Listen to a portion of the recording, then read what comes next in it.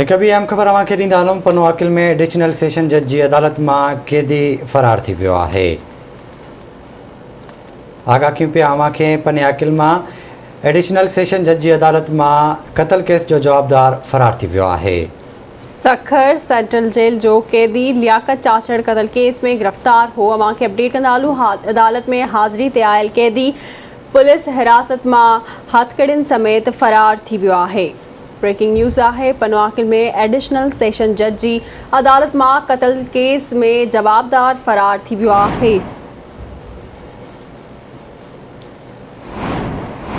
अव्हांखे ॿुधाईंदा हलूं। सखर सेंट्रल जेल जो कैदी लियाकत चाचड़ हथकड़ियुनि समेत फ़रार थी वियो आहे। अव्हांखे ॿुधाईंदा हलूं त अदालत में हाज़िरी ते आयल कैदी पुलिस हिरासत मां फ़रार थी वियो आहे। अहम ख़बर आहे अव्हां तक पहुचायूं पिया। पने आकिल मां एडिशनल सेशन जज जी अदालत मां क़तल केस जो जवाबदार फ़रार थी वियो आहे। सखर सेंट्रल जेल जो कैदी लियाकत चाचड़ क़तल केस में गिरफ़्तार हो।